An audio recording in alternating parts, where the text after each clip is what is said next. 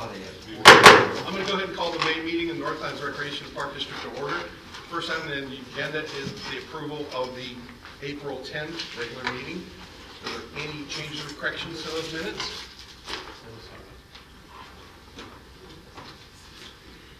Hearing none. All those in motion. Can I have a motion? So moved. Thank you. Second. All right, I have a motion, a second. Is there any other discussion? Hearing none. All those in favor? Aye. Opposed? Abstention? Motion passes. Next item on the agenda is chairperson's report. I've got nothing to ask you this month. Next is comments from board members. Anyone? I'd like to make a comment. Attended the community Easter egg hunt, very well attended by the community. Staff did an excellent job of executing a great family fun event. But they executed a family? No, Okay. that would have been interesting though. You know, both adults and children were having a great time, and staff too, putting on a great event for the community. All right, great, thanks. Go ahead. Yeah, I do, and I've got a little bit lengthy one tonight as well.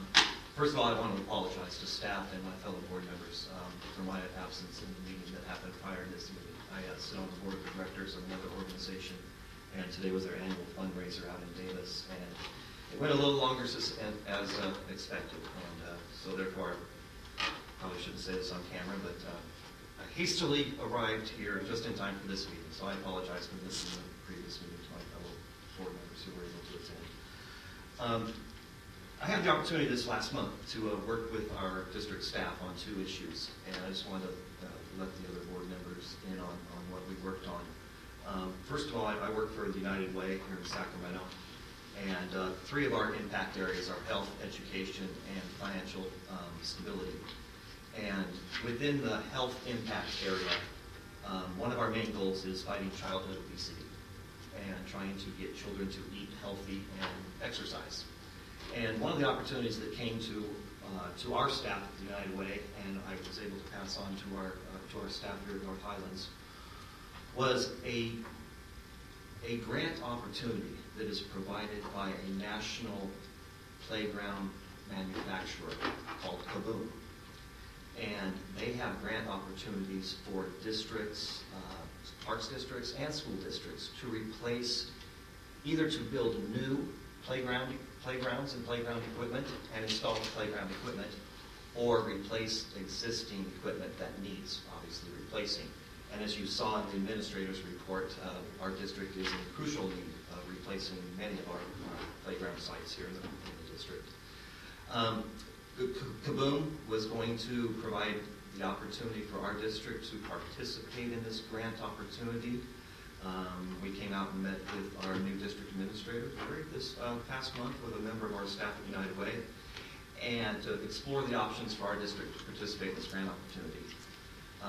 We looked into it a little further. It seemed like it may be a good fit for our district, especially with our district needs, and went back to, the only issue was the timing of it. Kaboom and this national sponsor of this grant opportunity had already predetermined a date for this opportunity to happen, and the date is the exact same date as the opening of the Twin Rivers School District school year. One of the requirements of this grant opportunity is community participation and bringing students into the building of this playground and participation in the planning and having input as to what kind of equipment is installed. Therefore, it was determined that it probably wouldn't have been successful and met the standards of the grant of community participation because of the timeline of the school district opening on that very same day. Also, it was required that this date also required the build to happen on a Thursday, which is extremely limiting for community participation. I mean, most builds like this are mostly successful because they happen on weekends, and the majority of the community can participate in this. So therefore, we decided as a team that at this time, that grant opportunity would not work for the district within the timeline, but in talking to Kaboom, this grant opportunity will not go away. and that we will be exploring opportunities next spring possibly to bring a new playground into our district and maybe explore other opportunities for other playgrounds through this grant opportunity as well. So just wanted to let the board know about that opportunity that we explored. And it was a real pleasure working with our new district administrator on that, and he was very helpful with providing information to us, and certainly look forward to bringing a project to the North Highlands district sometime in early spring. The second project I had an opportunity to work with, and I apologize for the length of this, but I just wanted the board members to know about this other opportunity. Within the health impact area as well, healthy eating, trying to get students to eat healthy and exercise, trying to beat childhood obesity here in the region. Found another opportunity to bring a federally funded after-school meal program to a district. We explored that, met with Scott, and we explored the opportunities here in the North Highlands district. And as most of you are probably aware, and I was fortunate enough to find out through my discussion with Scott, was that our Parks District already currently partners with the Twin Rivers School District on the after-school program at no cost to our district. But there is not currently a meal program for our summer school program. And so we are going to possibly be looking at the opportunities to bring a nutritional program to the summer school program within our district. And it's quite an extensive program. It's not just one meal, it's 2 meals and snacks and education about the values of healthy eating and certainly the benefits of lifelong healthy eating. So we're continuing to explore all those opportunities, and hopefully we'll be able to bring something like that to the summer school program here in our district. So just want to let the board members know the work that I've been able to participate with the staff, and both Larry and Scott have been a pleasure to work with and provided us some great information. So, great, that's great. Sarah, you got anything? Okay. Mr. Ron? No, I'm good, thank you. All right, we're going to move on to reports from standing committees. I don't think anybody has passed. Okay. Next is item 6, administrator's report. Larry, is there anything you want to highlight or report? Yeah, I've got quite a few things here I'd like to spend a couple minutes going through because there's been some change since the agenda was sent out to you, some positive stuff, so it was important to share that with you. Update on the Cape Park Snack Shack. We have received our check from, after badgering them, we received our advance. We found out we were able to get a 50% advance on the demolition of the snack shack, and so we received today a check for $58,500, which will cover our outstanding invoices and pay for the tough shed once it arrives. So that was good news. And it was also good to hear from Capri that they will, as we receive invoices for this project, as quickly as we can submit them to them, they will turn checks around in 7 to 10 days. So that way, in my report, I think I mentioned that we may have to allocate some funds in next year's budget. I don't think we'll need to do that based on this process, and since the biggest expense is going to be the tough shed itself, we have those funds right now. So I think we're in good shape. The next is just an update on the district budget development. I just want to let you know that it's been a real pleasure working with the staff. I included them in the process of developing this year's budget from the beginning, and they're going to be there to the end. And when we meet with the Budget and Finance Committee, I plan on having them as well, so that way when we have specific questions, we have the people who are out there actually doing these type of programs and services, and they can answer them. But we've taken an approach that I don't know if it's different than what's been done before, but we've made a point to look at the budget from the kind of the bottom up, and we're looking at all our expenditures, and we're looking at all our revenues, and we think that this year's budget, based on the fact that revenues are pointing upwards, which is a good thing, and we've tightened up our expenditures a little bit, that we look forward to probably a better year next year than what we've been experiencing. So hopefully that will continue. We just don't want to see that be a short term. On your memo on the budget, I want to make one comment. You mentioned about relying on carryover funds. I was never a big fan of that. But that's the way that staff wanted to present it, so, okay, that's fine. So- Well, just so you know, I agree, and I guess I come from the school of thought that your revenues have got to match your expenditures.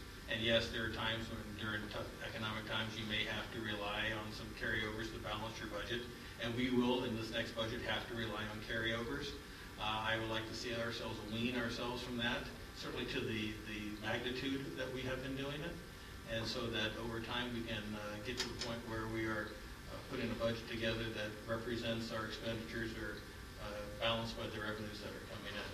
It's a process to get there. We didn't get there overnight doing it that way, so it's not going to happen, turn it around the other way. But this year, I think things are looking a little bit better. Our carryovers are anticipated to be higher than they were last year.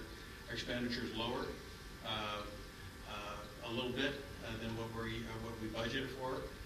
But at the same time, I think we'll be in a little bit better financial picture than we probably started this year with. So yes, we'll try to, hopefully at some point in time we won't be talking about carryovers. Okay.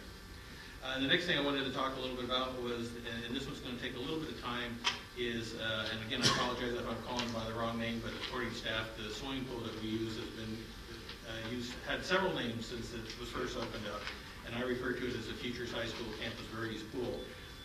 As you're aware, that our 50-year contract expires in December. It's amazing to go back and actually look at something that was put together 50 years ago and see how it was it was a contract to build a pool, but also how it was going to be used and operated. And it's very interesting to see how, in many ways, we are still operating 50 years later in a very similar type of relationship. But I've got a couple notes here, and I'll try not to go too long with each one. But Scott and I met with district representatives a couple weeks ago, and we talked about the contract, and I kind of expressed our opinion that I was a little concerned about entering into a longer-term contract, considering that we're having so many problems with the pool, and that was in the best interest of the district, school district, and our district, that it might be a good time to take a step back and let's bring in a professional to do a pool audit. Somebody who would come in and look at everything from structural to the mechanical aspects of the pool. And we all know that anybody that's had a 50-year-old pool, and this is my third one. 50-year-old pools are like 50-year-old cars. They may run and they may look okay, but the technology and the age of the car is still 50 years old. And things do break, and sometimes it's hard to even find parts and replacement for it. But in this discussion that we had, one of the things I told them about was a firm that I had used several times from, they're primarily from Southern California, a company called ArchPack. And as I'm talking, I'll just pass this down, ArchPack, the president of the company, owner of the company, is Ken Moeller. And when I brought that up to the school district, they were actually familiar with him. I think they've used him in their district before. And so I reached out to Ken to see if he would have some time to come by and take a look at the pool and just give us an idea of what it was going to cost to do an assessment of the pool. Well, I must have caught him just right. He was coming up the next day to Sacramento to look at a couple pool projects. We got him over here yesterday morning, and we spent an hour and a half at the pool. And let's just say that none of us were, if we were hoping that we were going to hear how great and wonderful the condition of the pool was, well, we didn't hear that. It is, as probably most of you believe it to be, it's got some issues. But one of the items that came out of this discussion was that Ken has made a proposal to the district that he'd be willing to provide the study, which the school district had indicated they would share the cost of. He had indicated that he would do the study for the district for free.